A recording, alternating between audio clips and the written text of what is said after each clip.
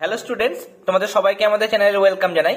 আজকে আমরা তোমাদের ক্লাস 7 এর প্রশ্নবিচিত্রা থেকে ফার্স্ট সামেটিভ ইভ্যালুয়েশনের জন্য দেখো গণিতের যেটা 4 নম্বর স্কুল দেওয়া হয়েছে বাঁকুড়া জেলা স্কুল, এই স্কুলের আমরা প্রত্যেকটা কোশ্চেন যেটা দেওয়া হয়েছে সেগুলো সব আমরা খুব সহজভাবে আজকের ক্লাসে সমাধান করব।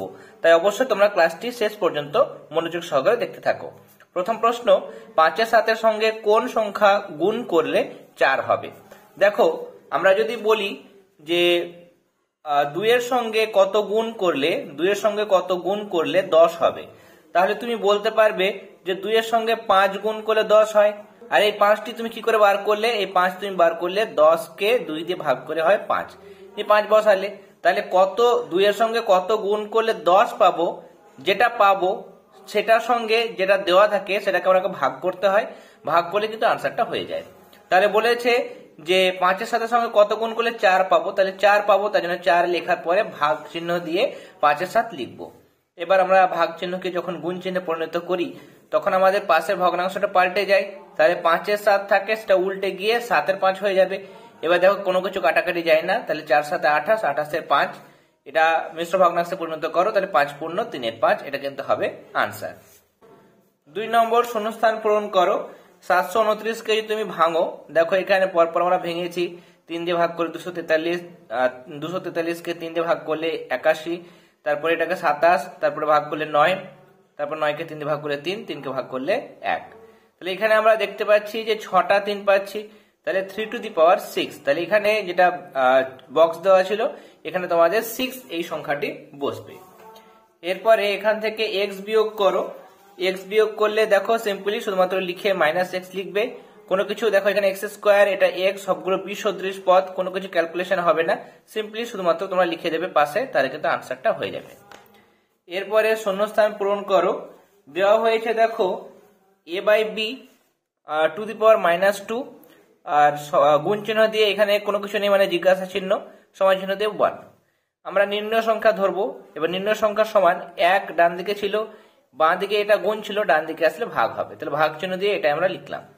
এরপরে ভাগ চিহ্ন দিয়ে দেখো আমরা ধরো 2 আছে, 2 এর পাওয়ার যদি এরকম থাকে তাহলে সেটাকে আমরা মানে 2 টু দি পাওয়ার -2 যদি থাকে তাহলে সেটাকে আমরা দেখো 1/2 তার বাইরে স্কোয়ার লিখতে পারি।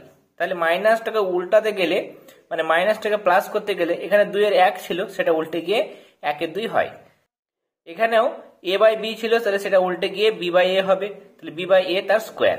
এরপরে ভাগ চিহ্নকে গুণ চিহ্ন করতে গেলে ভগ্নাংশ উল্টে যায়, তাহলে b/a ছিল a/b তার স্কোয়ার, তার মানে a/b তার স্কোয়ার, এটা কিন্তু হবে আনসার। এরপরে বলেছে সমকোণ কাকে বলে তোমরা লিখবে। দেখো আমি দুটো ডেফিনেশন দিয়েছি। ফার্স্ট ডেফিনেশন হচ্ছে দুটি সরলরেখা পরস্পরকে লম্বভাবে ছেদ করলে, মানে এরকম ভাবে লম্বভাবে যদি ছেদ করে তাহলে যে কোণ উৎপন্ন হয়, দেখো 4টে কোণ উৎপন্ন হয়েছে, সবগুলো কিন্তু সমকোণ হয়, অর্থাৎ 90 ডিগ্রি হয়। এছাড়া যে কোণের মান 90 ডিগ্রির সমান তাকে এক সমকোণ বলা যায়।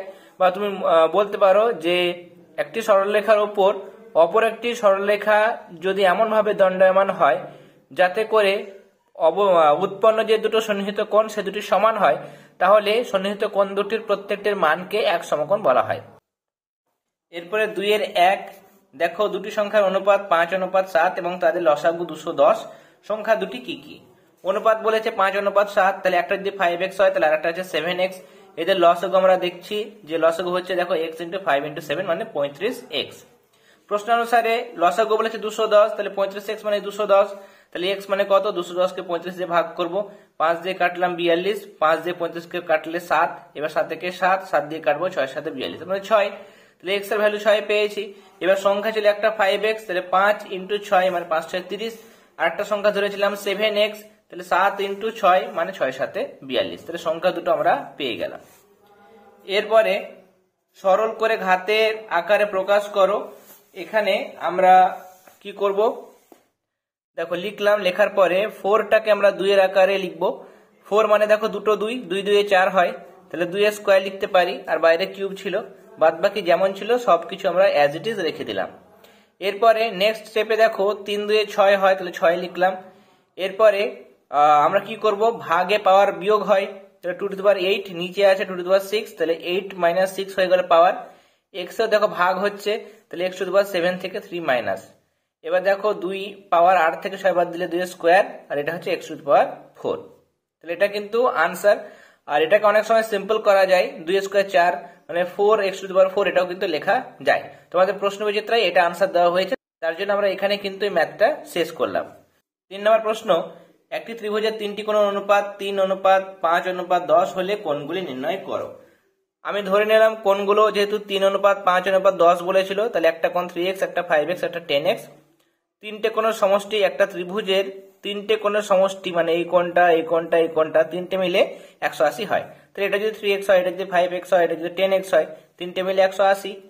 এবার এটা যোগ করো, 18টা x হয়, 18টা x যদি 180 হয়, তাহলে x হবে 18 দিয়ে ভাগ মানে 10।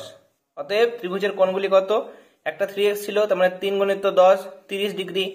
একটা ছিল 5x, 5 ইন্টু x মানে 10, তাহলে 50 ডিগ্রি। একটা ছিল 10x, তাহলে 10 ইন্টু 10 মানে 100 ডিগ্রি। তাহলে এই তিনটে হচ্ছে কোণের পরিমাপ।